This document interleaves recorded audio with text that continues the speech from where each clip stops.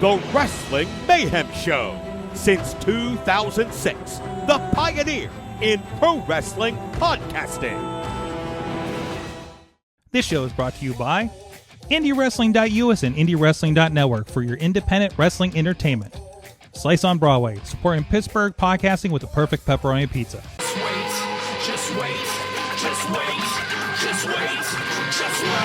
for the perfect time, then attack. Don't give up what you want, take it back. Wait for the perfect time, then attack. Do what you have to do, make it last. Wait for the perfect. It is Wrestling Mayhem Show 982 Tuesdays. We've been talking professionalized wrestling, and T-Pop is here. That's the corner. Hey. Wait, no, you're... What? Oh, you're, the pointing's happening. It's happening early in the show here. So, yeah, we got that. Wait. Wait. So the Rizz is here pointing at people for some reason. Go in the corner. Do the thing. What are you doing? What corner? Go in the bottom right. This is great for an audio podcast. Yeah. Go up. There we go. Are we doing Almost. Are we doing the MXN? Tip it. Yep. Okay. Just the tips. Okay. There you go. Yeah, I guess we can say the boys are back in town. The boys are back in town. The boys are back in town. The Rizz is here, as well as contributor on all of wrestling in the area. TruePrinceofPro T-Pop is with us. How you doing? I'm doing good. Can't believe I was allowed back on. Yeah, of course. It's just like, remembering to do a Patreon night, which I'm terrible with scheduling and stuff, right? So anyways, we also have with us a myriad of interns. We have intern Tony is here. Hello. Thank you for saying. This is an audio podcast for some people. We had a whole thing about just touching the. Yeah. There's that whole thing too. We're great. It's okay. That's for the TikTok. Also, intern Mac is back. Hello. Caught up on the homework. We're gonna do one. I know we put a second one in there, but we're gonna do that next week. So 2 weeks later, we're going to get to the trick or street fight. Just a little past Halloween. Little bit past Halloween. Just a touch past Halloween, but that's okay. I'm working on your volumes over here too. Oh, no, that's too much room. Anyways, so we got a lot to talk about, and you guys in the chat room as well. Please contribute throughout the evening, and we got a lot of things going on here in the wrestling world, locally and abroad, and maybe some behind the scenes kind of talk as well. So, anyways, I think the biggest thing to talk about here is going to be John Cena is your new Intercontinental Champion. Listen, guys, I was traveling a bit yesterday and didn't get a chance to watch Raw live, and literally after the John Cena segment, which is the first 45 minutes of the show, the promos going into the wrestling match with Dominik Mysterio for the Intercontinental Championship in Boston, mind you, which was tremendous there. I saw little bits and pieces on social media what happened. I honestly did not care to watch the rest of Raw after that. So, because that's all I needed was the John Cena moment, to be quite honest, and it looked like everything's just setting up for Survivor Series. So I'm kind of okay with that. I'm kind of over it at this point. So, man, John Cena's making moments going out the door, isn't he? Oh yeah. So now, does he keep the belt until the last show? What else is he doing? He's only got. I guess he could defend it at Survivor Series, right? You can defend it. You got a story there. You can defend it against somebody who kind of deserves a title. Or may get beat by a mystery opponent that deserves to not face a mystery opponent. Or does he hold on to it because now we got a tournament for his last match? Right. So wouldn't that be a good pickup for that opponent that potentially beats him in his last match, right? Going out the door. You make somebody going out. I mean, right? Like looking at the landscape, as far as I understand it for the tournament now, like Rusev moved forward, didn't he? I believe. Yeah. So Rusev and Sheamus. So we'll obviously have a rematch there of some sort. But no, I could see him because Rusev's been going over after the IC championship. So, we kind of somebody in the comments says Rusev as a last match would be disrespectful to John Cena or something like that. Right. I'm just like, really? So people went hard on the comments this week, guys. Like there were Of some course, 'cause opinions. it's WWE. So It's every the wrestling community. fans Yes. have a opinion about something, and Thornberry Sorg. Okay. I got you, and we'll take care Did of that. someone say opinions? Oh, the Yes. opinionated is here. 1 second. Our very own Nigel Thornberry is here. Our Nigel Thornberry. You That's missed right. that entire segment. Mad Mike just dropped in here, so I'm just gonna drop this on it too. So, Mike, how you doing? Oh, Stork, it's been a week. I'm trying to give you a full Only screen. Tuesday. It's been a week. It's only Tuesday. I've had a day off. Mhm. It's just been a week. Excellent. It's been a week. So, John Cena won the IC belt in Boston last night. Mike, your thoughts? Travis Sham mockery. Travis, what? A Travis Sham mockery. Tell me more. Dirty Dom was robbed. Travis Scott mockery. Robbed, I tell you. A Travis Scott mockery. That's what it is. I hope Dom gets his win back. Yeah, I hope Dom gets his win back. That's one of the three things I can see happening. Like, they just did it to just have him lose next week, or at SummerSlam. Because I could see Dom asking for a rematch in the Garden, and the Vision somehow costing Cena the match, thus entering him into. Do we have a Regal button anywhere? Regal. You should just do it. You should just do it at this point. War Games. War Games. Yes. Yeah. I love Regal also has become the the Farouk Dam gimmick. Yep. Just Regal gets called in for on-camera spots just to yell War Games at people. One word. So, which is not a bad gig to have, right? No. So absolutely not. I would if my only job was to yell War Games, that'd be great. Mm-hmm. But would you want John Cena in War Games? Yes. Kinda, yeah. Absolutely. Are you kidding me? Mm-hmm. Of It's course a very I would. dangerous match. He's never done it before. Well, we don't have to worry about him getting injured for too long. He will give Bronson Reed a super AA through a table to end that match. Mm-hmm. Mm-hmm. And especially if the rumor that Brock Lesnar is going to be on the Visions team, Cena can get his win back against Brock. Mm-hmm. That's true. Is this true? So we can kind of tie everything up with a bow and then do our tournament championship thing out the door on the last night. And then we can all look forward to Javon Evans versus John Cena on Saturday I want night. that match. Like the way they are setting this up with WWE versus NXT, that is the match that they should have. Unless it's Obafemi. Actually, you know what I would like to see, because it would make sense storyline wise. Trick Williams. Trick, yeah, I can see Trick. Because John Cena, when he went to NXT, the one time he was there, that was the start for Trick turning on Mello, for Trick becoming who he is now. That actually, in storyline, if we're actually looking at crafting something, makes the most sense. So let's talk about Trick Williams makes the most sense.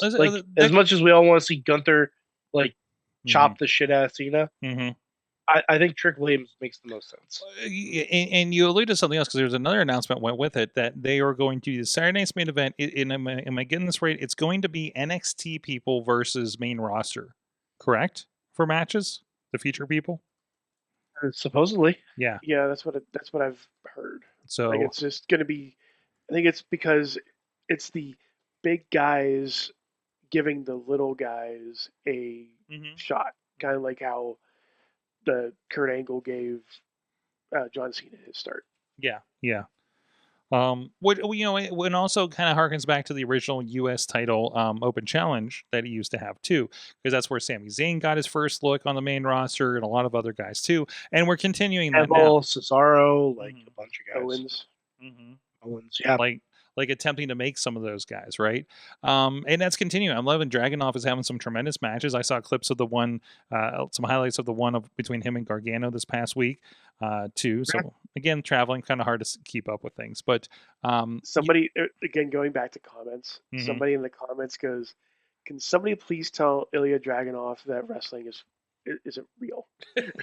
Yes. The one shot of him just giving an elbow to Johnny Gargano looked like it caved in his face. So serious, but that's one of the big things. Wrestling isn't real. He's so intense. You got to tell some of the indie guys that wrestling is so intense with Dragunov, right? Like, and that's tremendous. Like, it's rare for him to have a match where he's not incidentally bleeding. And the does the guy doesn't know how to not go hard, right? And now that he's like bulked up too, like yes, he looks even more of a monster. Yes. Yeah, like I don't know how he bulked up in all that time off, but he looks like crazy. His finishing move is literally just standing above you and dropping an forearm elbow to your face and then landing on you for the pin. And it freaking works, man. Because he just hammers that down. It looks like he just did a straight down knockout shot on you when it's executed perfectly. And it's just so good. Like, I believe just you draping over the dude is all you need, right? Which actually is more because he got more body weight on somebody. So that actually physics makes sense. So, no, Dragunov is tremendous. I don't know where he goes, but he's definitely on that, like, watch out list. He's in that spot where, like, Tyler Bate and Pete Dunne were years ago, but I feel like he's being given so much more. And I think it's the environment and the timing of it, too. So, Yeah. Well, Dragunov's a guy I feel like in, like, the next year, he's going to be, like, already challenging world titles and potentially main eventing pay-per-views and stuff. I'm worried that he's a smaller guy, so he's going to be more in that Daniel Bryan with more intensity kind of spot, if that makes sense. Which, is not a bad spot to be in, but I don't know. I'm worried he's not going to be taken as seriously as the other guys. I see. I mean, you say that. Sorry, Rich, go ahead. I was going to say, I see that and I hear what you're saying, but the person that really likes the big, brawny, strong Brock Lesnar types no longer works here. And maybe that's the thing, because he is 5'10". Seth Rollins wouldn't be, yeah, that's true. Like, Seth Rollins wouldn't be champ right now. No, you're right. You're absolutely right. Also, like, Braun Breaker is the guy that they're pushing to the moon. He ain't a huge guy. No. He's big. I'm several inches taller than him. Do you want me to? I know that for a fact. I talked to them. Like, hey, can we clip this and just send it to Braun Breaker? Sure, that's fine. I also told him that I thought Cena should win at WrestleMania, do an open challenge, and Breaker answers it the night after Raw, and he said he wished that would happen. So he and I are cool. All right, there's a Sorg for scale. We had macaroons together. Tastes like freedom, Sorg. There you go. It does taste like freedom. That is what it says, isn't it? I don't know if that's what freedom's supposed to. Just kind of tastes like some smooth vodka to me. Honestly, yeah, freedom tasting like vodka kind of tracks. Man, we do have Christmas specials coming up, and there's a whole bottle of vodka sitting back there with. Oh man, I have to start writing music with Braun's name on it. So I don't know what we're gonna do for Christmas. I just started thinking about it this week. I gotta start writing music. Do we do another STD Christmas special? That's up to you and your liver. And my liver. Can you survive another STD? It's up to you and your liver. Well, we didn't really do a drinking thing, did we? I would get a doctor's permission before doing another STD. I do have a checkup here in a couple weeks. 2 weeks, I think. There you go.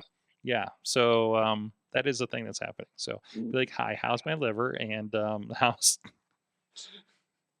does this look infected? And the usual questions. So but anyways, no, I love that. I love that it was kind of out of left field. I love that it is like the one championship he never got his hands on, right? So it was just a matter of timing, wasn't it? Because he was just on the other program at that point. Well, no, Yeah, it was a matter of timing, and also by the time he moved over to where the IC title was, he was literally world champion coming in as far as the draft. And then when he came back around, he did do the U.S. title Open Challenge run too. But again, he was on that other show, so he could have done it either way, to be honest. So. No, it was really cool. I understand. I did not see the clip, but I saw the post about it. Nikki Bella turned on Stephanie Vicure, and to the shock of just only one person in that. Yeah, I was gonna say one person. One person, and that person was Stephanie Vicure. Yes. Oh yeah, that's true. Yes. To which I think the crowd responded, "Cena left you." So, yeah, but to be fair, and again, I'm a New Yorker. That's Boston for you. That's Boston for you. I mean, everybody in that relationship is now happy. Yeah, they're married. Sure. They're with somebody they like. I love John Cena's doing things. Like Rizz is like, they found love. Everything's okay. Yeah, it's fine. They found love in a broken place. They found a love in a warm embrace. Did you know the Rizz is the hopeless romantic of the Wrestling Mayhem show? I like to think we all are. Romantics, yeah. I like to think we all are. We're in a deeply committed relationship to wrestling. Yeah, very. and we always want it to be better. If that's not hopeless romantics, I don't know. Oh man, welcome to the Wrestling Mayhem show, the only podcast that needs to go into couples counseling with its subject matter. Isn't that what we do every week? And John Cena did tell us we are like abusive to. We're in an abusive relationship. He did at a certain point, and as Potter reminds us, I hope both teams have fun. So yes. So I should have worn my shirt. Is Dom getting his rematch? Is the other question that's coming up here. I think. Again, I think it'd be great if he's in the tournament. See, here's the thing: if he doesn't, then that final match has to be for the Intercontinental title. Does it? It doesn't have to be, but it probably will. No, I think it does, and it changes who I want to win the whole damn tournament. Mm-hmm. Definitely Rusev now. No, Shamus. Shit, really? Oh, yes.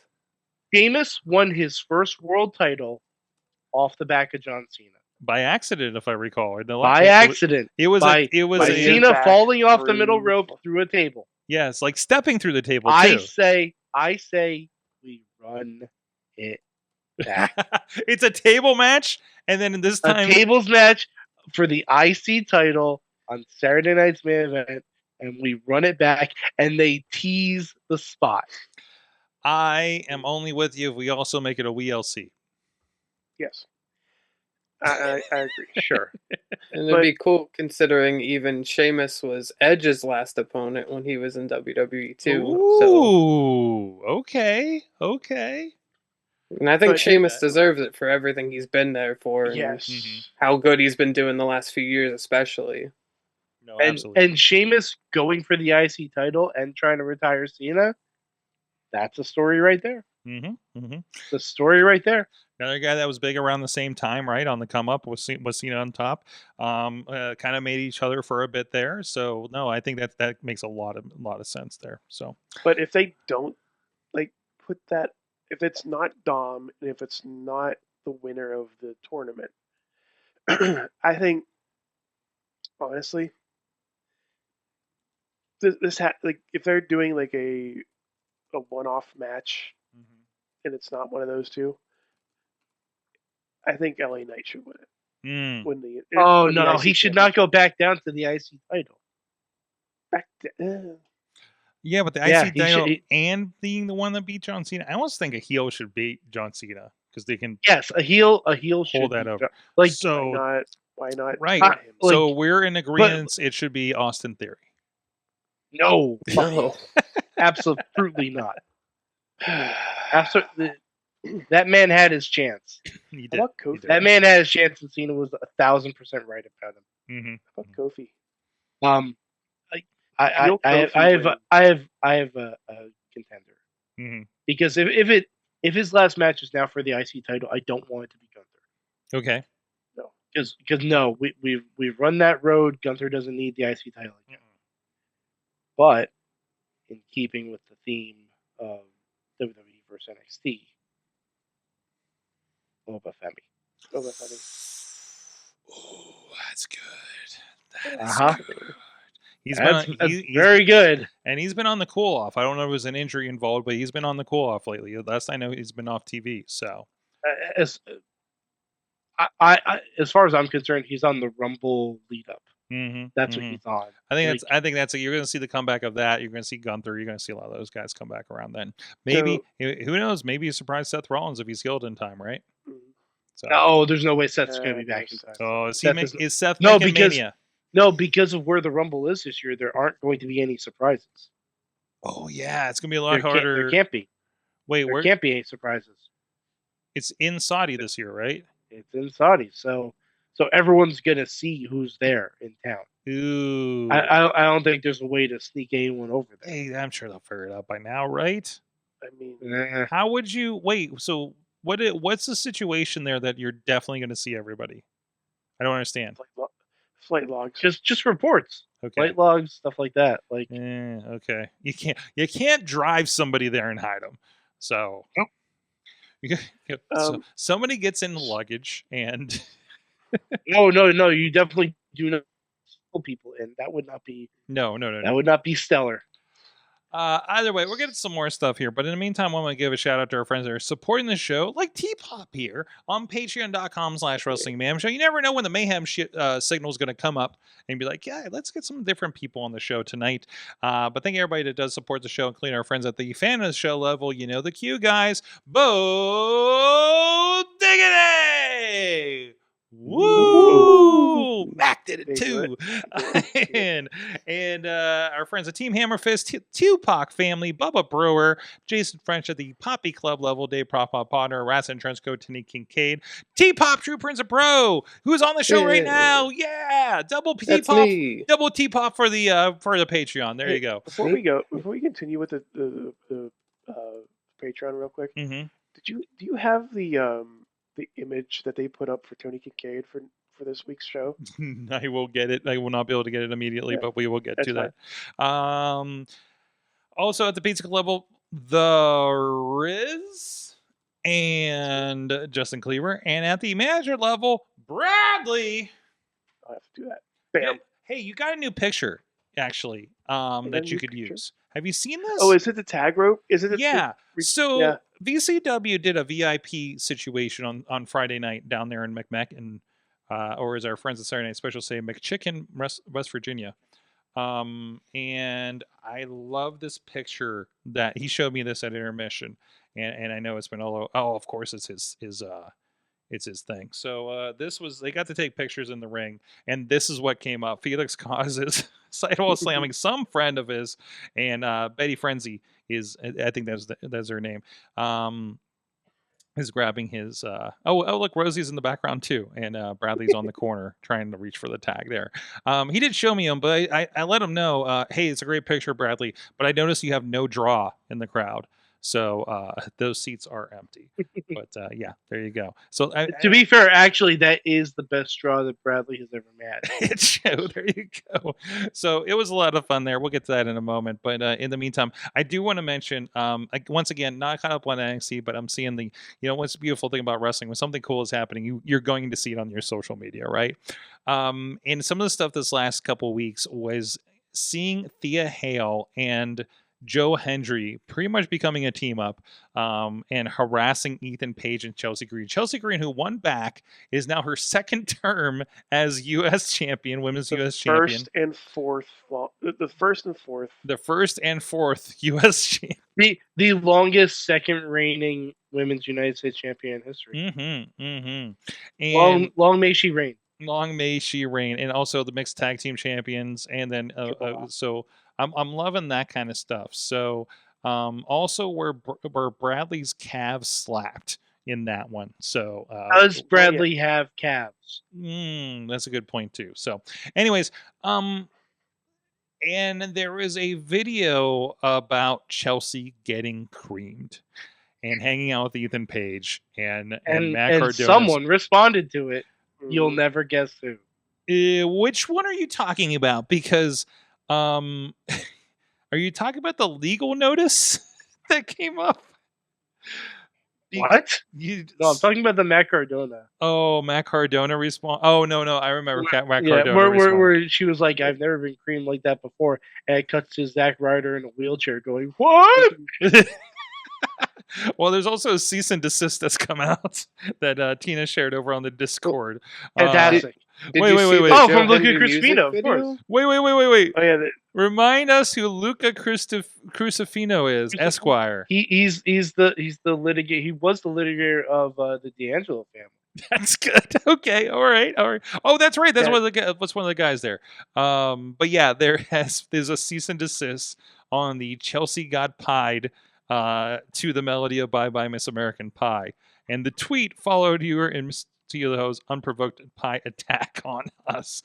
So remember, they came out of a Unpivoked. They what? They pivoked them? Unpivoked, if you will. Mm-hmm.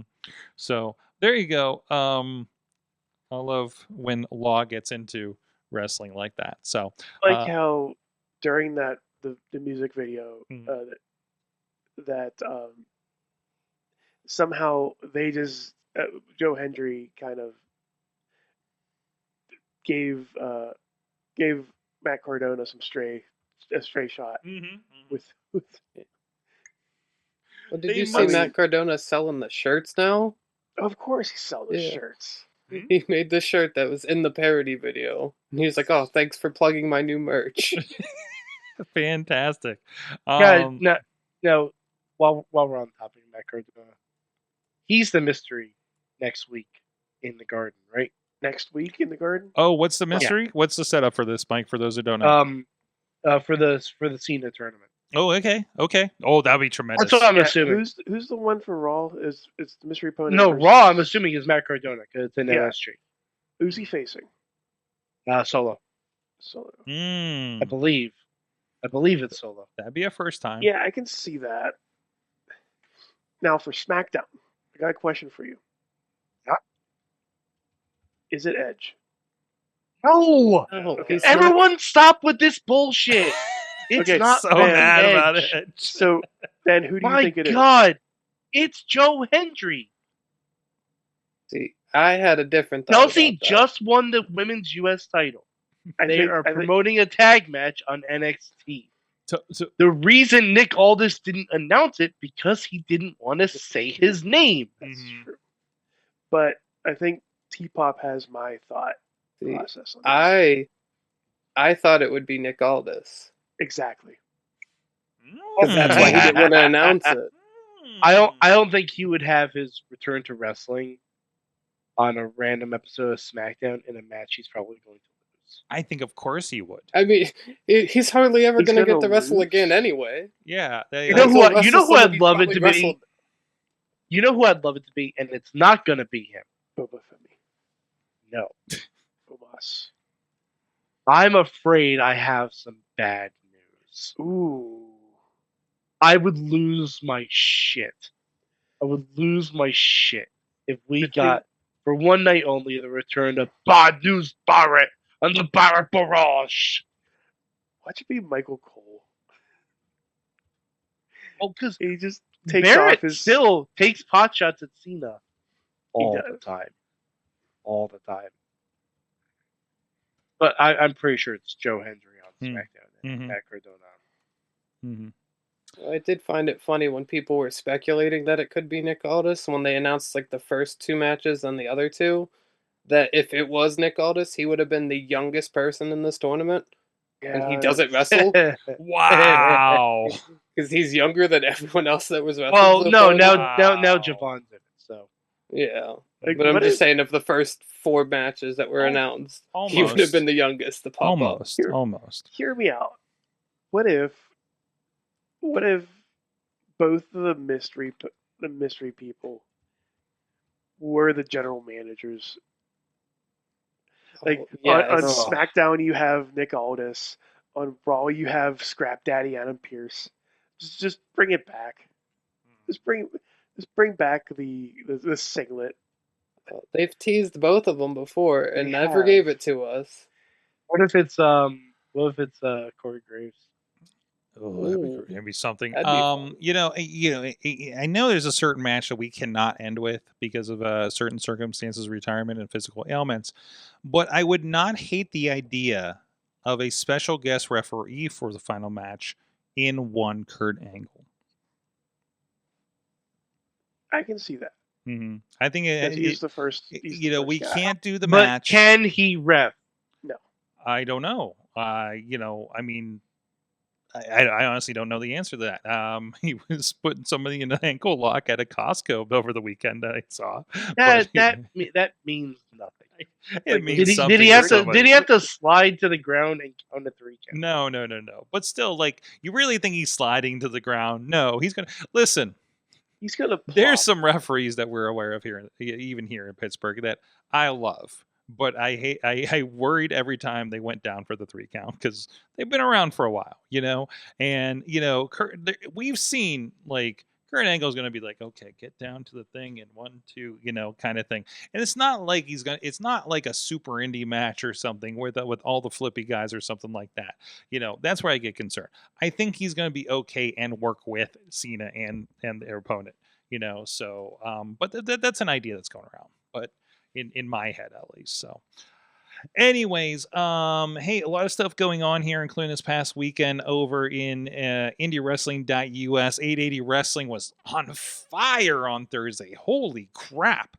And of course, Friday was the VCW Victory Rumble. We'll talk about it more in a moment here. A lot of course, VCW is very good at moments, and everything from a love story between Super Oprah and you won't believe who in the Rumble, and so much more, and even just Beastman just kind of not understanding how Rumble works and throwing objects at the entrance, up in the entrance kind of situation. So Beastman threw things into the ring.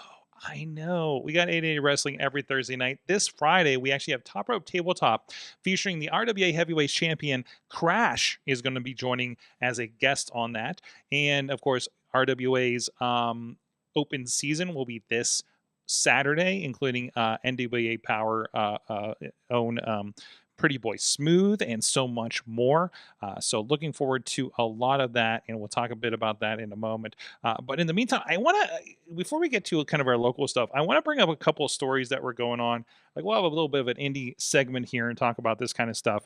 There were 2 announcements, I think both over this last week. I'm trying to find a date on this other one here. It was from back in September, actually.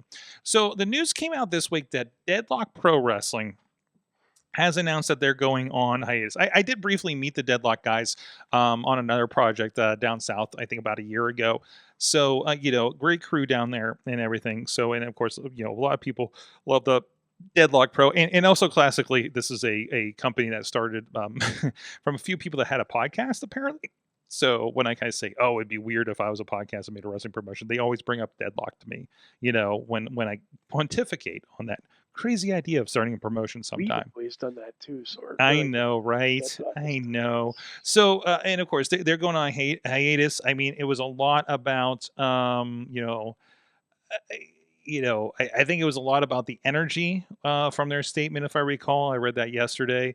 But also along with that, another one that's been doing great stuff over the years, Prestige Wrestling, based out of Portland. And there's only so many promotions in the Northwest. For instance, of course, our friends at Defy Wrestling. Looking forward. I just got the final confirmation. I'll be heading out there for next Friday's event for the Defy Aeon. I think I'm saying that right, Rich? Please tell me. But yeah, so it's to see something like Prestige, which did some really cool stuff. That one of those, like, kind of like Defy, you just saw a lot of really good bookings and dream matches kind of come out of a promotion like that. So and these are the bigger ones, and I think it's worth a conversation of, like, first of all, independent wrestling's hard. Rizz, we know several people who run promotions in and outside of the area, and and I don't know, we hear we hear the frustrations, which I think anybody that's running something big like this is going to happen, right? And these were like, if A doesn't happen, we're closing the doors. If B doesn't happen, we're get done for the year. Some people say that all three of those things in the same show too. Like that's that too. You know, I love thinking of the same somebody, sir. I love watching wrestlers do a couple of spot shows, and I remember working with a few of them, and they're just like, I'm never doing this again. I'm just like, you will, you actually will, and so, but anyways, so I think it's these are going to come and go. None of these are making money hand over fist to be a upward momentum kind of thing. You know what I mean? So independent wrestling is difficult. There's a lot of factors that go into it, and it's got to be harder even now. It's got to be harder this month because of flights are really kind of bonkers and everything. We've seen the roller coaster. We were part of Warrior Wrestling was starting to tour for a bit there, and then had to go on a hiatus themselves. And actually, Warrior Wrestling coming back in December. So really cool to see that. I love those guys, and they've been doing brewery shows, these interesting concept shows for the last year or two. So there is a little bit, and these guys could come back. They maybe just need to take a breather, because I don't know how long Prestige or Deadlocked ran, but we've had a lot of these conversations too. VCW, like they took almost a year hiatus, not counting a Fire Hall show they did back in I think February. And then they came back and did a show was that August, I think. And then, just recently 2PW once again took a year hiatus. Everybody needed a breather and came back and had the best numbers that they've ever had. So, and they're coming back in February. I think February and May, they have dates now. So you're kind of seeing the formula shift here locally, because it used to be every company had a monthly show. And now we had 1, 2, 3, 4, 5-ish, 6, 7. We had 6, 7, companies doing monthly shows. That is a grind. Don't get me started on a weekly show. So to see these guys, flake out, not flake out, that's not the proper word, but just flame out, I think is appropriate. Yeah, burn out. Yeah. Absolutely is kind of expected at this point. You know what I mean? So it's, and I just want to kind of address that here and see if you guys had any thoughts on this.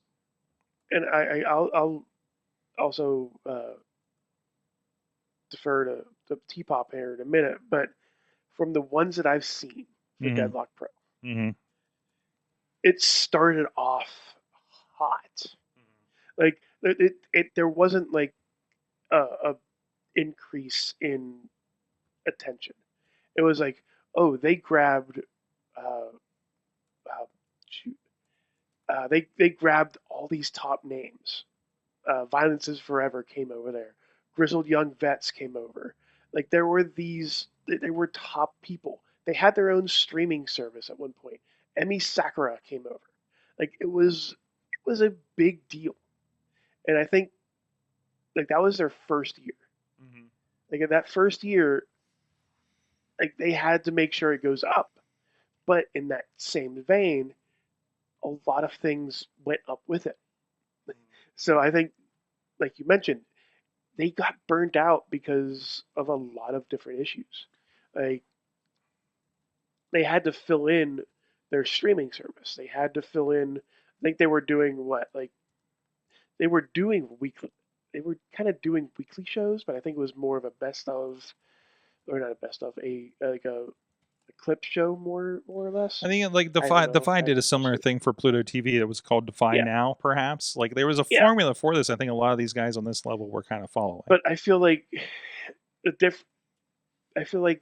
their mixture of top talent mixed in with North Carolinian not middle of the road, the talent over in around that area. The regional talent. Yeah. I mean, you see this too. Warrior Wrestling, we're bringing so many names, but you had a lot of the freelance wrestling kind of kids in there that filled things out. Trevor Outlaw is one I think is a local guy. And Chicago's got a great like that area over there. And kids from Black and Brave, Seth Rollins' school over in Iowa is not that far away. I think it's 2 or 3 hours away. So you're seeing a lot of those kids come into the Chicago area too. So like Chicago's flush with talent and a lot of people stopping through there. If it wasn't for and I'll again defer to T-Pop for this. If it wasn't for like Deadlock Pro, we wouldn't have Javon Evans. There you go. There you go. Perfect.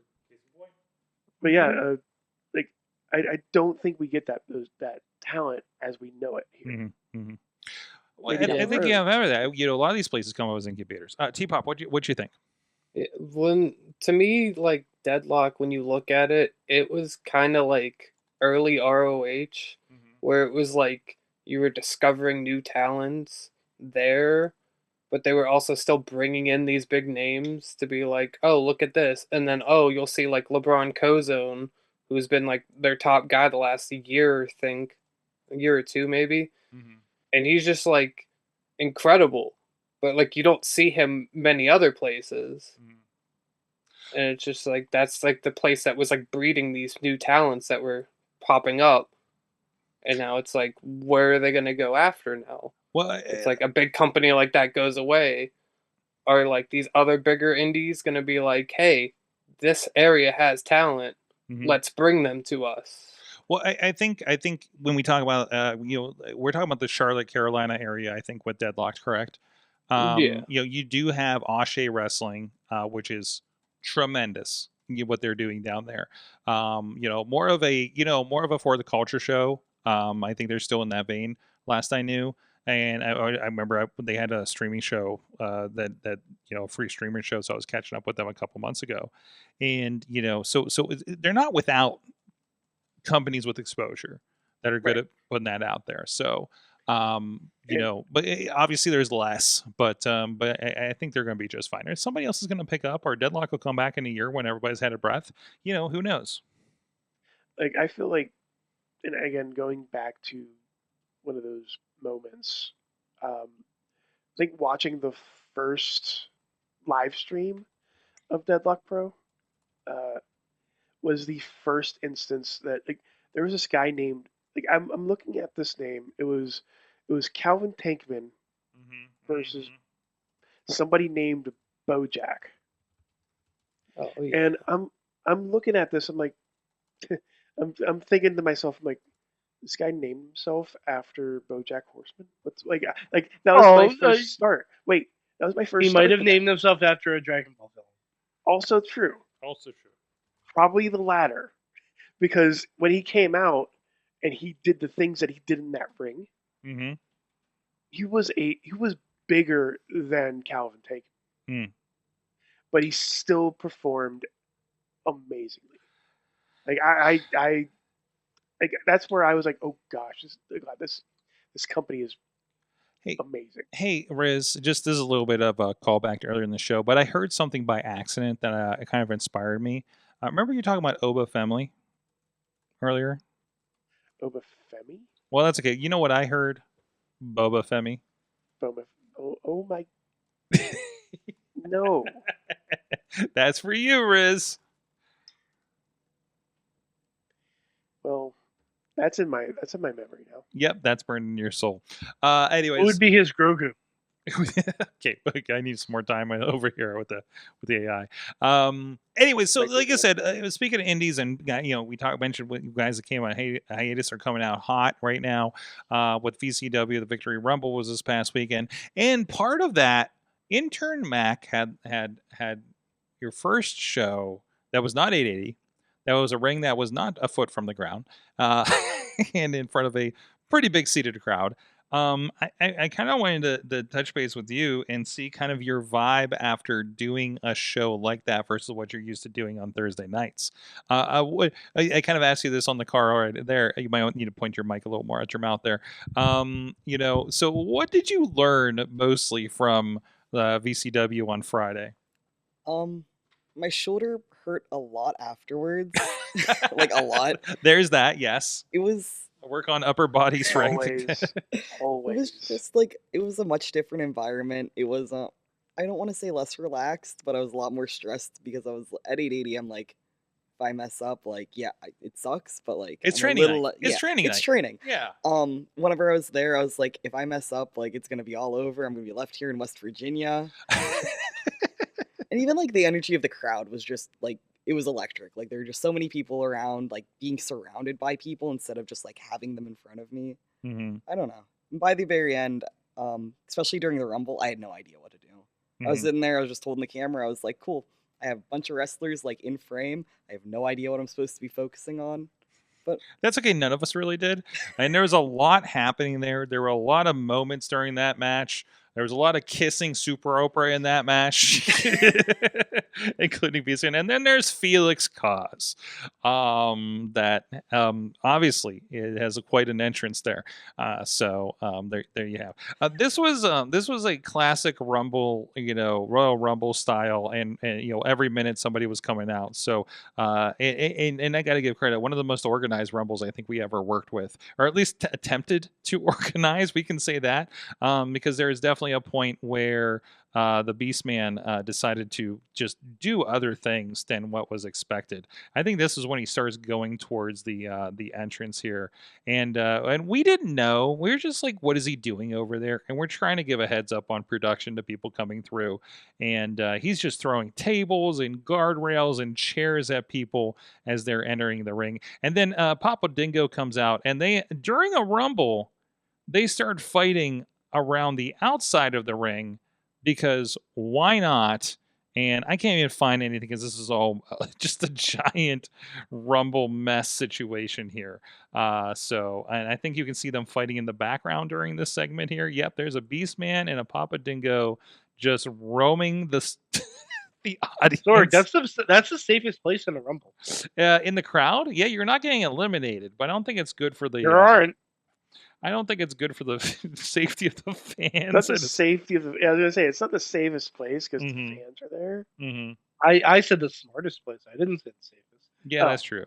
So, and we got to give props to our friend, question mark, Clayton King. Friend Sorg. Rizz's friend, Clayton King, won the Victory Rumble, gets a title match, I presume, against Cowpoke Paul for the VCW Championship.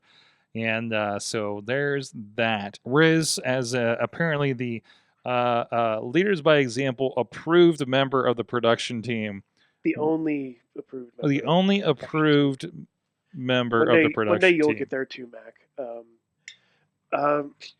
I don't know. I mean, Mac, have they expressed an opinion on you yet? No, but I was hoping that if I kept keeping the camera on them, they would accept me and they wouldn't hit me during the match. Okay, all right.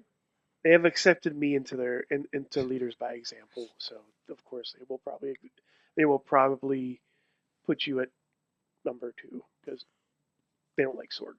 But yeah, we have problems. That's true. But yeah, Sorg, the smartest wrestlers lead by example, of course. Absolutely. And that's why they won. That's it. That's why he won. Also, referee George Ross was in a wrestling match. Yeah. It was a tag team match. They had partners. You probably don't know these guys unless you follow BCW. Paulie came back. Paulie Kilpis came back. He's a mountain man. Last we saw him, he was in a evening gown match against a pirate, a mime, and another mountain man. So professional wrestling for you. That's a handicap match, 3-on-1. I don't believe he won that one, and he's disappeared ever since. But in the meantime, now I can't find it. But big match Bubby, because I know he has the clip there. So George Ross is hilarious because he's like, what am I doing here? And he gets in this match and things kind of work out for him. He went under the ring at some point, and then and they pulled a referee out of there. You see Nathan Ulrich and Josh Shields they're pulling him out, but eventually you notice that this is not George Ross, and George comes in and gives a pretty decent stunner, by the way. I got to give him credit for that one. So I got to point out the last two BCW shows we had George Ross do a stunner in this match, and then the last the one leading up to this, he did a pretty damn good ankle lock. That is true. I think there might have been an ankle lock in this one as well. So So you got Paulie there, and you got that, and you're like, oh my God, that's not George. I missed the fingers. So, and there you go. Intern Mac with the finish shot, and George Ross is your. I don't even know what this was for, other than They just do a diamond cutter, like the DDP the taunt just there. At the end. I don't. It was Who more. knows? Yeah. Big hug. You know, it's all about love there at VCW. So, Oh God, Sliding almost his threw him out of the butt. ring. oh yeah, you did almost throw him out of the ring. Escape Bradley would have caught him. So that was our fun this weekend in wrestling. So There's more fun to be had this week, Sorg. oh, there is RWAs this weekend. And as a part of that, let's mention that real quick here. Because there was an image you said that we needed to bring up here. There's some good stuff in there. So we J-Rock against Crash for the RWA Championship. Pretty Boy Smooth is going to be part of this once again. Actually, excuse me, the Thanksgiving Throwdown heavyweight title match, special stipulation to revenue is part of it as well. So that's going to be part of on IndieWrestling.us, So, of course. And then there- what is there- happening what? here? I don't What is know. Tony Kincaid and the turkey situation? I don't The know. best graphic ever. Other than the best graphic ever. There you go. For some reason, Tony Kincaid doesn't like this graphic. I don't know what's wrong with it. Man, Is it because he has too much plumage showing? I really hope That's that true. RWA is about to adopt a loser wears the turkey get up thing. Also, I just realized from there's TNA. a cowlick on top of his head. I think it's from the turkey. There's It's an from the animated turkey version of image. this somewhere too. Oh, there we go. There's the animated version. Oh, I didn't even see that. Man, the Renegade Oh. Wrestling Alliance graphics department is so on point lately. So Pretty Boys. Oh, this I'm excited for this actually. Pretty Boy Smooth and Damian Chambers. Damian Chambers was a part of earlier a few years ago RWA. Early VCW is a very good wrestler that you guys should check out, and I'm looking forward to that because PB's been kind of just squashing people, or not squashing, but like they weren't getting much. Cristiano Argento, the former Mambo, another NWA guy, part of it. Lord Crew, another guy that's part of it against Gorgia Gregory, who had a great match. That's going to be fun, and this is from last time. Also, if you're interested, speaking of leaders by example, some guy named John against Pretty Boy Smooth is on our. Sorg, when are you gonna let me do like deep fakes and stuff? Deep fakes let you. What do you mean? Like Lets you AI do and- deep fakes? You're doing ones of me all John the has time on told- Sora. John's told me that you guys use like AI to manipulate stuff from RWA. I don't know about that. Maybe one day I'll be entered in that secret room, Sorg. But Yeah, because I mean, I have to worry about. This is the kind of stuff I have to be worried about with my imagery on oh, you mean Sora. like the one where you're just yelling Pittsburgh Pirates over and over again with Why? Mark Cuban? Why are Potter and I have our arm wrestling with no shirts on? And man, I wish my workout I was still- doing that well. Sorg, the best one I've done is the one where you're just buff Sorg holding a lightsaber. Oh God, I have not looked There's at the one these where for you're a just little passing bit. out. That's awesome. I have not looked at these for a little bit. Oh no, there's a lot of wrestler ones. There's one. I think I did the one boxing a bear. This is unnerving. It is very unnerving. Sora.com/Sorgatron. Have fun with it. I have my stuff Nope. out there. Nope. I refuse. Okay, I- if you're I- so I inclined. refuse. Yeah, these were There weird you are. too. Yeah. Oh, that's, you're jacked in that one. Jack Yeah. Sorg. If only. Apparently, I got some cardio. I was stuck in a claw machine for a bit with a dog that resembles my dog, but not entirely. Then there's the And he Capybara. turned into Kamen Capybara. Rider. yeah. This is technology unleashed right here. This is your fault, Sorg. Listen, I don't know what people are going to use it for evil, for not great things. So, on that note, let's get rolling. We're gonna go to a break real quick, and we got to get back because we got to catch up. There's a trick or street fight that we need to talk about as intern Max homework assignment. We'll be right back. T-Pop is with us and so much more after this.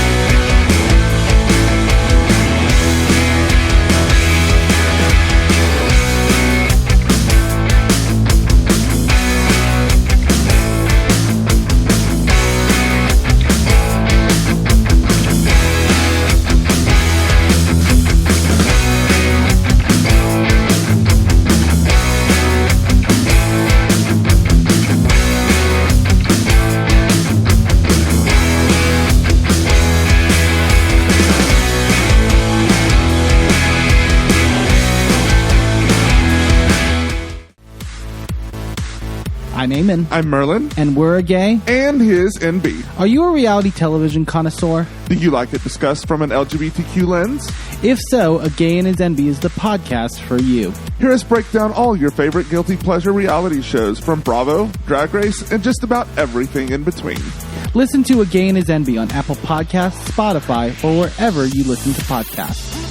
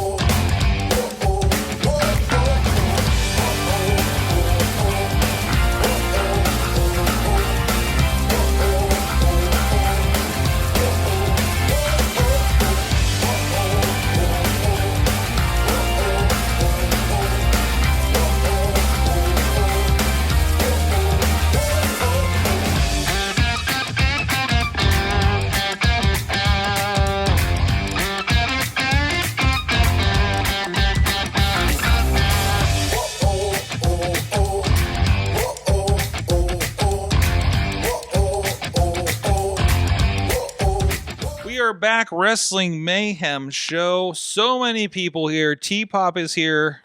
True Prince of Pro, as well as the Rizz, the Mad Mike, and then of course the interns are here as well. Intern Tony, allowed to speak up at some point if you got an opinion. You know that, right? Mm-hmm. I know your hard work on the social medias and everything for us. We appreciate it. Let people know and get into the show. And also, Intern Mac is here, and Intern Mac is new to professional wrestling, and yet. There was a point. I hope I didn't expose you too much, because at some point somebody explained like some of the spots for the Rumble, and I had to go. They've never seen the Royal Rumble. We have to like hold back a point, right? Because they were explaining shots that they wanted and stuff, right? I think at the point, right? And it was like, Roll back a second. Also, I had to realize, I hope I didn't do this too much, but I forget that you don't know this roster.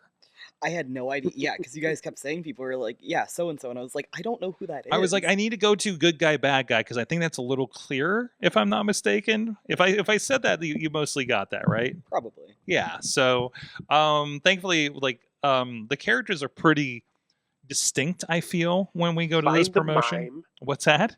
Find the Find mime. the mime. Yeah, you saw a wrestling mime. What did you think about that one?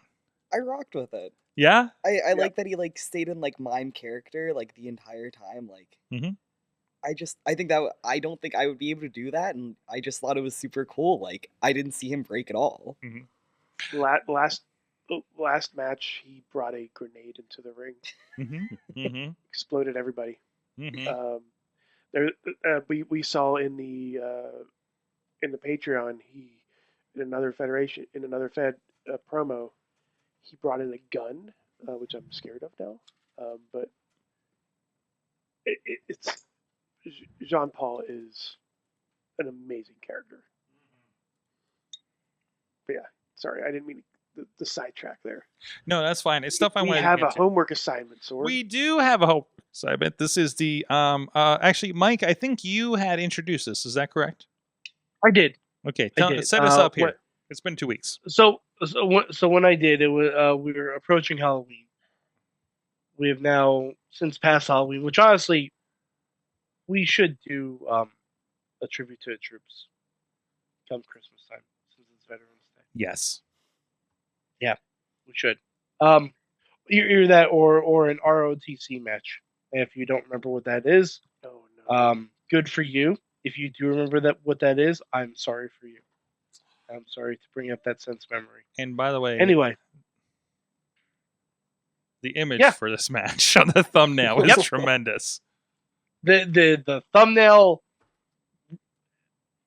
spoils part of the match, which is unfortunate.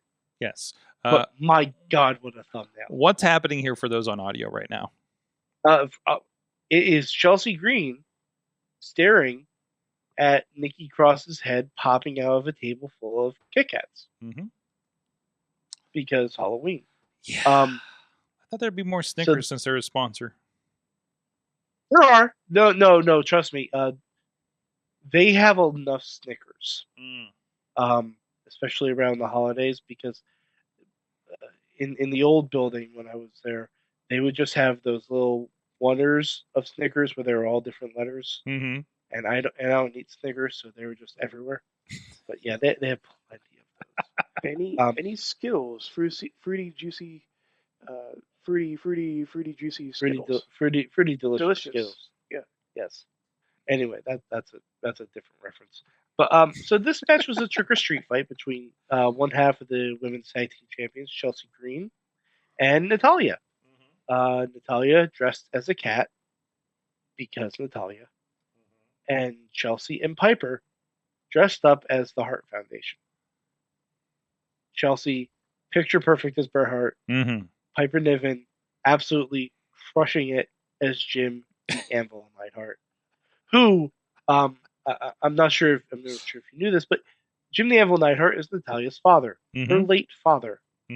So takes on a bit of weird spookiness. Is this like isn't he recently passed at this point too? Yep. Okay. Yeah, pretty recently. Okay. Yeah, that seems interesting. Okay. Pretty recently. But Piper has everything down with Anvil's mannerisms, like stroking the beard and doing the laugh, and with Chelsea being Canadian, all of it just works. All of it just works, and it's a phenomenal match. Pumpkins around the ring, candy. Yep. There's candy cane kendo sticks. Candy cane kendo sticks. I believe there were candy corn. A bag of candy corn was laid out to be slammed into instead of tacks. So let's go. Intern Mac. What did you think of this one? Every time they got out of the ring, they just kept throwing candy in there, and that cracked me up. Just because, I was expecting them to do something with the candy, but it was just there. I love Piper's chest hair. I love that it looks like someone just went to a barbershop, swept it up, and just super glued it to her chest. And just in splotches too, right? Like, oh my god! And then at the end, I was waiting for like Nikki's head for to pop out of the table or anything like that, but she just sat it just sat there and did nothing, which I think added to the creepiness factor 100 times. And I can't remember what was happening with Nikki at the time, like what version of Nikki we were getting to. She was slowly becoming. This was when everyone was talking about Bray Wyatt forming a new faction. Oh, so she was doing. Good. Yeah, because Bray Wyatt was still around, but he was Bray Wyatt. He wasn't the Fiend or anything like that. He was just he was having heartfelt conversations with the crowd and everything. But yeah, this when everyone was like, "Oh, Nikki Cross is going to join up with Bray Wyatt." I think we're just starting to see Uncle Howdy at the time, who now is the leader of the Wyatts in Bray's absence after passing. So yeah, there was so that was a really interesting time there, and I think she was stalking Chelsea maybe at the time too, right? He was just popping up randomly and just staring off into the middle distance. I feel like Nikki Cross was in the background of shots for basically a year. Yep. And I believe she even showed up in the Royal Rumble and just stared. Either in a Rumble match or in a ladder match or something. I forget what it was, but she just stared for a while. It was weird. What's the belt she won and just threw it in the trash? The 24/7. Was that how we killed the 247? The 24/7. Yeah, and she missed the garbage can too. She awkwardly walked right by and just completely missed. Do you know about the 24/7? Nope. Tony, do you know about the 24/7? Would you like to explain the 24/7 championship to Mac? Sure, yeah. It was quite literally the stupidest belt to ever exist. Basically, have you seen the Speed Championship? Well, actually, yeah. Okay, maybe second. Basically, anyone. Hey, the Speed Championship gives banger matches. Okay, all right. Yeah, that's true. They're short matches, but they are bangers. Yes. Anyways, Tony, go ahead. Basically, anyone and any person, wrestling or not involved, can basically win this title at any place. So if you're the champion, you could be in class basically, and someone could come behind you, pin you, and there just happens to be a referee with them, and then the referee counts 1, 2, 3, and they're the champion. So there's been plenty of celebs. I think Snoop Dogg was 24/7 champion at one point. Bad Bunny, yeah. Bronk. Basically any celebrity. Alundra Blaze. Oh yeah. Speaking of the 24/7 championship, this will be a future assignment. I found a video online that is 26 minutes long. It is all of R-Truth's 24/7 championship win. Yes. And by context, this will be a future assignment. So just something to be prepared for. An idea of the 24/7 championship. It was active between May of 2019 and November of 2022, and there were 53, maybe 52 recognized. 53 reigns have been recognized by this, and also several reigns may have happened. I feel like there's more than that. Yeah, that feels real low. Feels like there should real be more. low. No, Sorg, R-Truth has won the thing. Sorg, R-Truth won the thing 30 times. Sure, but he didn't that's there's a lot of defenses. Hold on. We have the internet.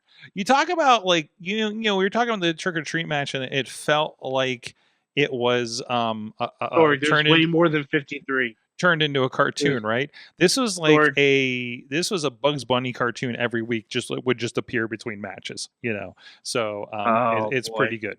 People hiding in trash cans and Nikki Cross has won the belt under 2 different gimmicks. You could get Potter saying you could get a massage, eating dinner, running away from ninjas. Sorg, trying to consummate your marriage. Sorg, there are 202 recognized champions. Champions? Champions. What am I looking at then? I don't know what you're looking at, but this is counting. I'm looking at the Wikipedia. It must be true. I'm looking at a different Wikipedia. Did you donate, Sorg? I didn't donate. Did you get that Wikipedia where you didn't donate? It's a shame. Sure. By the way, there was also. Do you guys remember Joseph Average? No. Rick Boogs' persona in Old Spice ad beat R-Truth during an Old Spice ad. Oh, God. EC3 was a 24/7 champion. Oh, sure he was. Doug Flutie was a champion. Listen, Peter Rosenberg. I always threaten to get EC3 on, and Sorg, that's how I'm going to get on. I was like, listen, I want you on here. I just want to talk about Impact Wrestling and your 24/7 championship, right? next time we get Lunchbox on here, can I just give him people's names and he'll have to tell me if they were or were not 24/7 champions? Maria Kanellis wanted to hear him. Also, this list of 24/7 champions may come back during Mayhem Mania. Oh my God! Wait, yeah.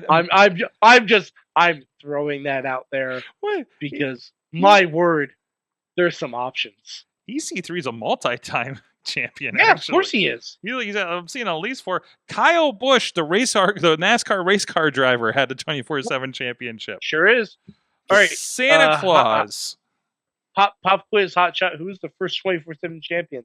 I saw it, so I will not say. Rizz, do you remember?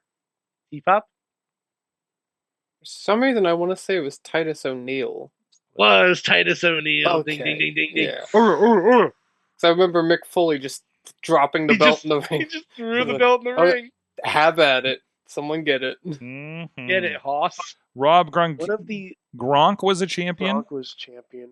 Corey Graves, his return to wrestling was a 24/7 champion. Oh.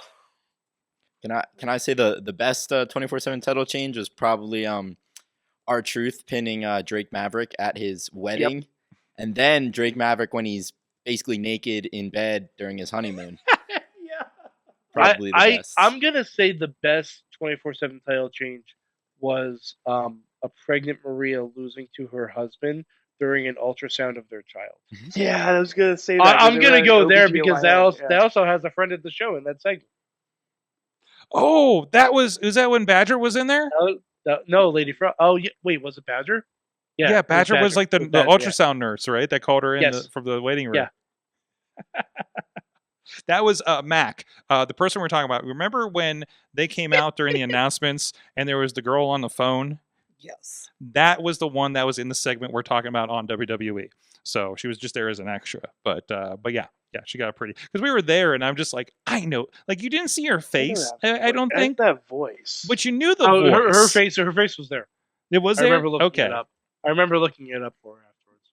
Okay, I think she was in like the next segment or something. Like she popped up and like for the call on or something, right? Yeah. So Angel Garza won the belt on TikTok.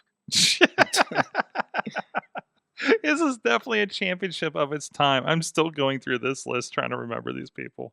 It's crazy. I would Gobbledygooker won on the Survivor Series kickoff of 2020. You know, looking at where a lot of these guys are that were part of this, you could do a banger independent show with everybody that's not in Sorg, WWE. I'm telling you, this list of people is coming back in Mayhem Mania. So, do you guys remember the pick a card? Mm-hmm. Oh, brother, pick a 247 champion. Now, pick your 24/7 champion. Are we talking about Kane or Glenn Jacobs? Yeah, because I want to notice Mayor Glenn Jacobs is on this list, not Kane. Mayor Glenn Jacobs. Also, God help the person who has to book Marshmallow. Oh, yeah, I forgot Marshmallow was in it. Yep. But Maria's Sorg. unborn baby is part of this. Yep. Technically, Maria and her child held the belt at the same time. There you go. Technically, I think that's how that works. That's not how it works. So we have that 24/7 part down pat here. One of these locations, R-Truth won the belt 39,000 feet above the Red Sea. Mm-hmm. Oh yeah, he did beat Jinder Mahal on an airplane, didn't he? Jinder was sleeping on a flight to Saudi Arabia. Oh God. That belt gets shit on, but what the fuck? It's the greatest thing. What a time. we do need to You know what I want? Hold on, wait, hold on. Please let Rizz finish his sentence he's been working on the last 5 minutes. Sorry, Rizz. Yes, sorry. I know we're excited, but one of the things I kind of want to, I kind of want to see Mac's reaction to, is kind of similar to the 24/7 championship. There was the match at like one of those fun zones. Yeah, with Crash Holly and I believe it was one of the. It was Crash Holly and the Headbangers. And the both of the Headbangers. That's right. Yeah, and I want his reaction. Oh, is that the because we did this with the hardcore slide. The slide. You're talking about the hardcore championship at the time, right? Yes. Because at the time it did have a 24/7 rule. I remember the time where there were 25 champions during one match at WrestleMania. Oh, I love that match. Well, yeah, so it's amazing. And that match has a botched ending too, which is even funnier. Mm-hmm. And for some reason, my favorite part is for some reason Pete Gas is bleeding like incredibly too much. He got busted open. He was so happy he won the title for like 5 seconds, and his camera cuts to him pouring down blood. All right, so guys, if I could, I want a World War III style pay-per-view. One ring has all the 24/7 champions. The other ring has all the hardcore champions. Well, that's not fair because they're all ECW guys that are not doing well right now. Yeah, Sorg, I don't care. Also, The Undertaker would be in the hardcore title one. That is true too. Okay, yeah. The Undertaker, Jeff Hardy, throw them all in. Victoria. R-Truth would be in both rings. He'd be in as K Quick, and he'd be in as Ron Killings and all that stuff. Like, just do it all. Just do it all. Now I'm gonna look up a list of hardcore champions. On that note, Mac, do you have anything to add there before we move on? You've just got a lot of information. Well, what'd you think of the actual match? Yeah, we kind of just went on a tangent there. Yeah. The match was fun. It was as Halloweeny as I was expecting it to be, in which there was candy and costumes, and that was really it. I don't know, but now I feel like 24/7 champ and a WWE wrestler or a WWE ref would be a pretty good Halloween costume. I'll just start going up to people at parties and challenging them like on the spot and see what happens. Great. Now you're getting the spirit of this. I like this. Tony, I think we've converted them. Yeah, I mean, that was the hope. You know? Yes. Now you guys are going to start a wrestling club at Pitt. Oh yeah, it'll be just like we see all those videos from that high school that does that, and like what was that, New York or Brooklyn or something like that. So actually no, there is a wrestling club at Pitt. Greensburg. They do the Pit Fight shows. Oh, what? I didn't even know that. Yeah, we film them actually. There's a crew. The one kid was a son of QB Blitz, who's a wrestler from the area. Mm-hmm. And it's on our IndieWrestling.us, and it's in the gymnasium out there in Greensburg. No way. So, and basically it's a club. I don't know if you guys, it's a satellite pit, so I don't know if you guys can get involved with it if you should choose. But basically the club puts together a wrestling show. And 2PW actually helps them with that because they're licensed their ring and stuff like that, and kind of help them through that. So that's actually, we're in the hat of the promoter right now, actually, of 2PW. Something for you guys to look into. Yeah, that sounds awesome. Bring them back around, So anyways, where are we at with things? Speaking of, Steve Blackman has held the hardcore champion the longest. That makes sense. That actually makes sense. So because he's always carrying weapons. That's because he is one. He is the walking weapon. No, lethal weapon. Lethal weapon. Walking weapon, I believe, is Josh Alexander. Mm-hmm. That's true. Yeah, you're right. Anyways, thank you for that. And the next one we are going to do for next week, Sting Squadron versus the Dangerous Alliance from a War Games match from Fall Brawl that year, right, or something. So I watched it today. It's kind of fun. Sting Squadron versus Dangerous. I'm trying to remember who was in that. Well, you can catch up with it. In the meantime, give a shout to our friends at Slice on Broadway, Beachview, Carnegie, East End, so many places, helping feeding us, supporting Pittsburgh podcasting with the perfect pepperoni pizza. Thank you so much to the guys for supporting the show. SliceOnBroadway.com. Give them a shout out and thank them for supporting the Wrestling Mayhem show. And also a reminder, a lot of stuff going on here. We had a food drive a couple weeks ago. We're still technically continuing it. But of course, if you're not here in the Pittsburgh area and support your own food bank in your area, whatever that may be, PittsburghFoodBank.org, I believe is the thing. It just went away.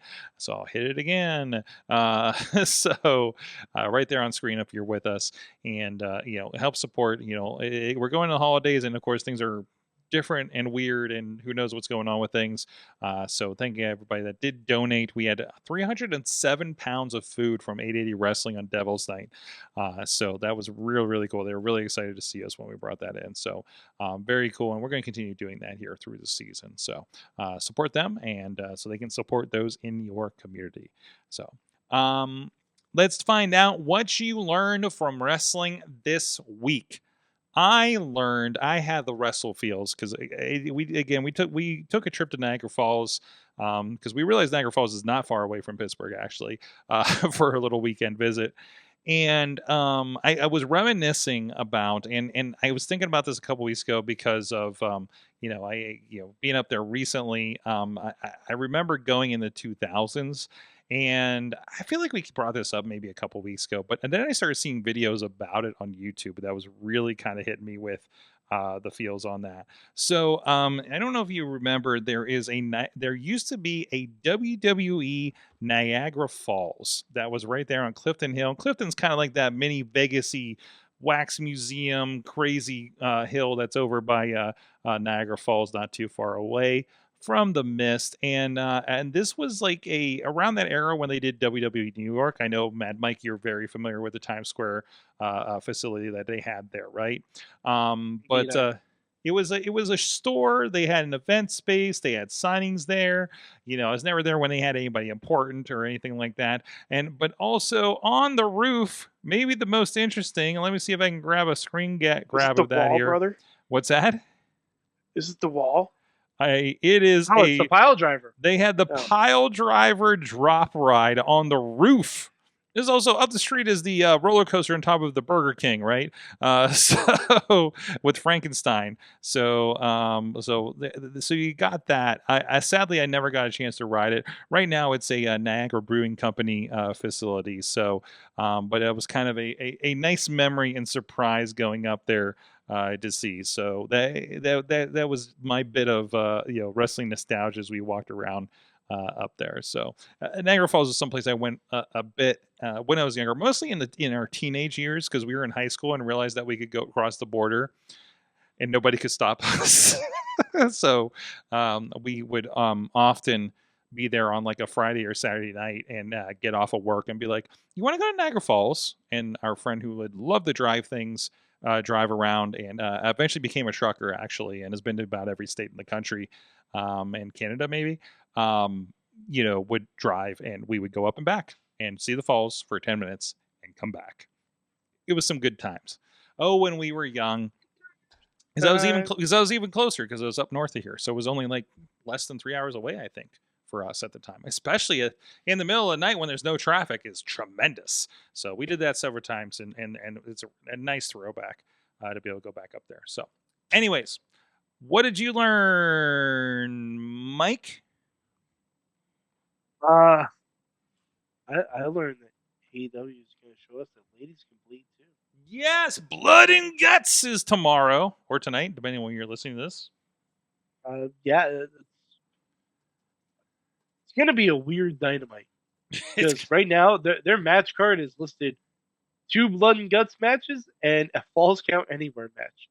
So if you're one of those people who are squeamish about pro wrestling, tomorrow night may not be for you. Mm-hmm. Because there are some crazy people in those matches, and they're going to do some insane stuff. And I don't like that the Blood and Guts matches are never for anything. Mm-hmm. But they're always interesting to watch. Can you tell me who is the last man standing match? Hangman and Powerhouse Hobbs. Powerhouse. Interesting. Okay. Well, because they're building to him. Yeah, they're building to him and Joe. That's part of that faction and everything. So, from the chat room, let me throw this in here. And Pawner says he learned that Mercedes has a new number one PWI women's wrestler. Our new title as number one PWI women's wrestler. I'm assuming she's making the belt out of the cover. One of the half naked guys that holds the belts is just going to hold the magazine up. I think is going to be the thing. So that would be cool. So there you go. It makes sense. I mean, she's been doing a bit and all around. So in different matches and things. So I think that's pretty cool. T-Pop, what'd you learn? Okay, well, I learned because I've been watching a lot of AAA since the WWE and all that come together.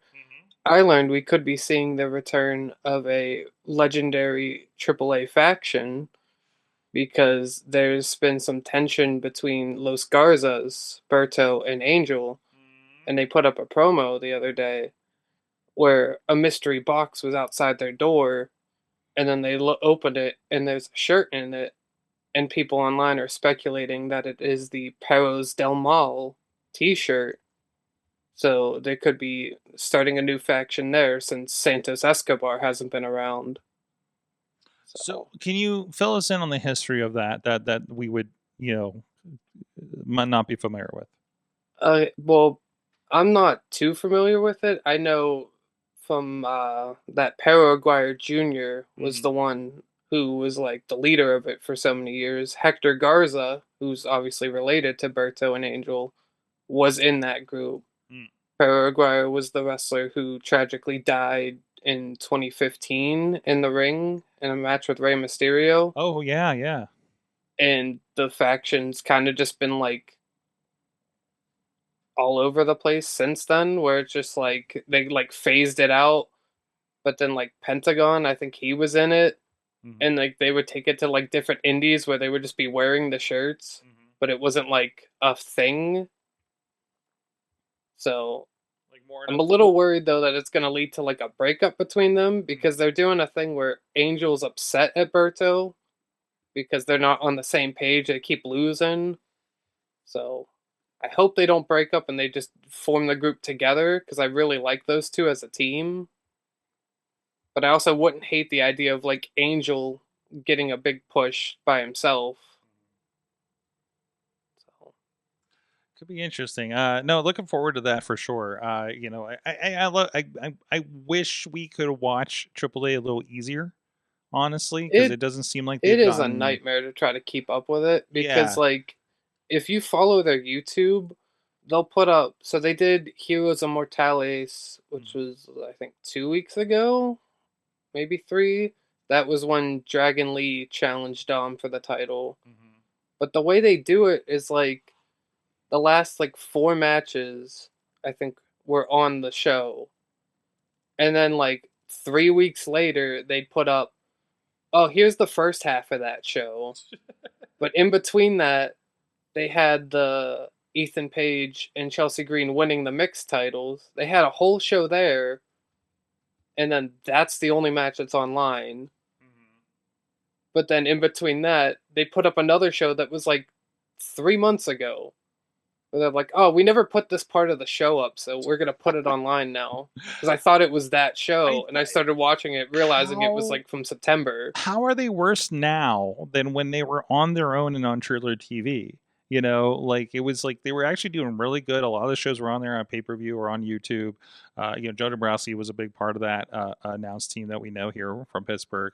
So I thought WWE would have smoothed this over, and then we've had opportunities, and we see a lot happening, and the belts are on our shows and everything. But still, it's just like, hey man, make this successful. And maybe there's a plan, and they just haven't executed. But it seems with the resources of TKO, why haven't we done more with this? I don't understand. Like, for me, what I'm into in wrestling right now, like AAA is like the thing that I'm most into of like the mainstream stuff, because like it's just real fun to watch it. But it is so hard to just keep up with everything, because even I think in November they got 2 shows coming up. One of them is when Grande Americana is fighting Vikingo, and then I think a week after that is when the tag match is happening that they set up of Grande and Dominik versus Dragon Lee and Vikingo. Mm-hmm.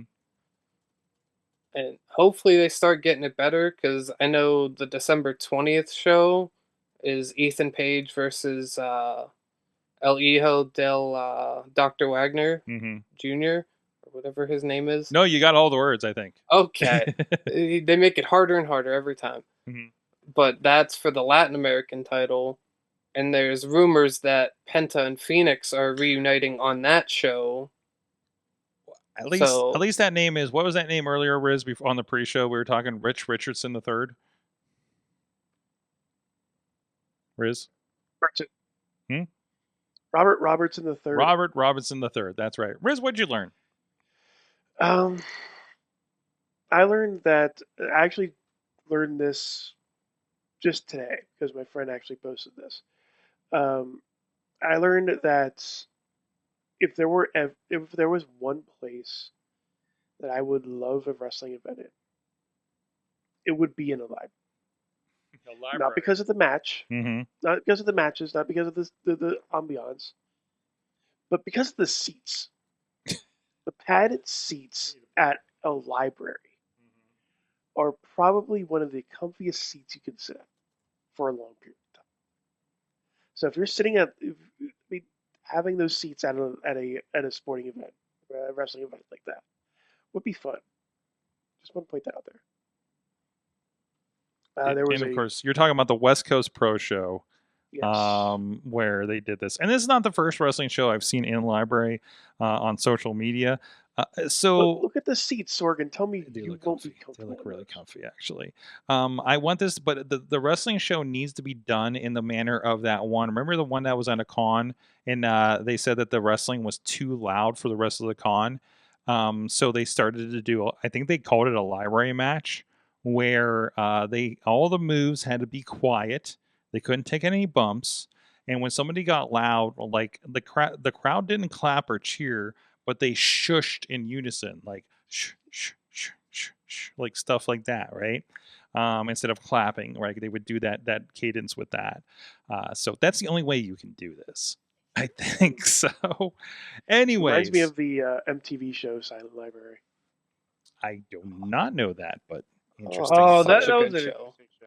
Yes. And Also, add some WWE people in it too. add that to my list of I didn't know early 2000s Nickelodeon Oh, or we late should have 90s. It was not Nickelodeon, Sorg. MTV. No, add that MTV. to the list. I mean, How dare you? add that to the We list. should eventually. I didn't we say- should eventually come up with some assignments of WWE wrestlers on game shows. Yeah, that could be good too. Yeah, that would be. Let's see. Hold on, It would before be. go ahead. I'm good. Go ahead. I was moving before I forget something. Tony, what'd you learn from wrestling this week? I feel like I learn this now every week I watch Raw, but I'm not sure why AJ Styles and Dragon Lee are the Raw Tag Team Champions, and I always forget it until I see them backstage with the titles, and I'm like, wait, they're champions? I feel the same way about most women's championships, honestly. Like, it's hard to kind of keep up until it's like, okay, we were kind of established for a little bit. Chelsea is not going to let you forget who the women's US title is. That is true. That is true. Okay. Mac, what'd you learn? If I said everything that I ever learned, we'd be here for an hour. But all I've been thinking about this entire time has been Carnegie Natural History Museum does 21 plus events after hours. So Yes. surely we could get the Carnegie Library and do a wrestling match. Actually, somebody has. Nobody knows about this because I don't think it was promoted well. No, it wasn't. But there's a local promotion out of Uniontown that had a match. You know that like courtyardish, steppy area in the middle outside? Yeah. That's where they had it. The thing is, like, they did this, and like I remember just seeing the pictures and be like, why the fuck did I not know about this? Because I would have gone, right? And I don't even work for that promotion anymore. But I would have gone to witness, like, I want to see wrestling at the library. So we know, and wait a minute. The museum is connected to the fucking library. Oh my God, Mac, you cracked the fucking code. We can have them go Goodness, through man. like the art, like from the art museum through the natural history all the way to the library and just hit all the stops. along I'm the with way. you, but I with you, but the main event, this entire thing, I think we're missing the big one here. Because and I'm trying to remember if there's space in there for it, but you know where the ring needs to go? In the dinosaur room. Oh, absolutely. Absolutely. And Beastman's booked. And Beastman is booked and wants the bone. And it's Beastman. Beastman is actually the bad guy. He wants the bone. The match is for access to the dinosaur bones. And I don't know who is the defender of the dinosaur bones. We can figure that out. I should not be saying this out loud in public because this is a great idea somebody's going to take. Mac just became a booker. Okay. Yep. in Mayhem Professional Wrestling, live from the Carnegie Museum of Pittsburgh. So. Look at us. It's Carnegie. I was waiting for that, Mike. Thank you. It's Carnegie. Well, Missy went to the Carnegie Music Hall in Homestead to see. That place doesn't exist. I'm glad she went to the Carnegie Homestead. The Carnegie Music Hall to see Princess Bride and the guy. Sorry, this is why people in diners think you have an accent. Listen, I was very drunk and it was 4 a.m, and I don't have the accent. You have the accent. Anyways, okay, sidebar. That's a real deep cut reference. Sidebar from like 15 years ago. From way too many fish that diner doesn't exist anymore. Oh, really? I'm sure a lot of things don't exist. Very sad to me. Very sad. What? I forgot where I was going with that. Anyways, I had a sidebar, but that's enough for right now. I think we got everybody. Anybody, speak up if you speak now or forever hold what you learned. Anyways, thank you everybody for T-Pop. Thanks for dropping in. Well, thanks for having me. Always good to get some different voices. Anytime I can. Always good to get some different voices on the show, of course. And of course, thank you, the interns. Let's hear for the interns. Yay! Yay! And of course, Mad Mike and the Rizz. Rizz has been playing games at Rizz Plays Games on Twitch. So go check that. You'll find me somewhere else. I think tomorrow and Thursday I will be doing some stuff on Monsieur Nord. On what? It's a Twitch thing. Okay. I will be playing a vampire one day and a turtle the next day, and then Friday you may be seeing me on Rizz Plays Games playing Dispatch. There you go. The two episode finale of Dispatch. Will not wreck me. Just reading the previews from the Wikipedia page I was pulling up. I was like, it looks really interesting, actually. So it's fun.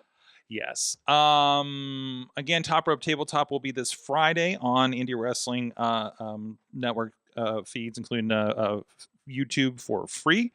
And Thursday night will be 880 Wrestling. And of course, Saturday will be RWA's open season. Neo Pro Wrestling also has a show, Endgame, out in Canton, Ohio.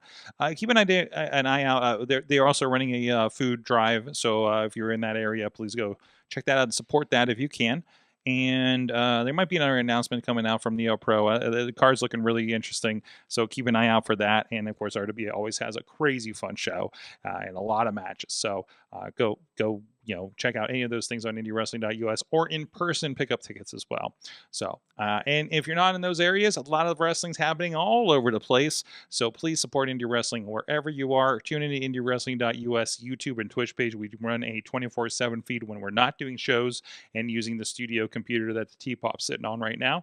And there's been a lot of fun stuff in there, including the pit fight stuff from the last year or two is a part of that too. So a lot of really cool matches that have been a part of that. So thank you, everybody. Thank you, Mayhem Universe. Until next time, Mayhem out. Just wait. Wait for the perfect time, then attack. Don't give up what you want, take it back. Wait for the perfect time, then attack. Do what you This show is a member of the Sorgatron Media Podcast Network. Find out more at sorgatronmedia.com.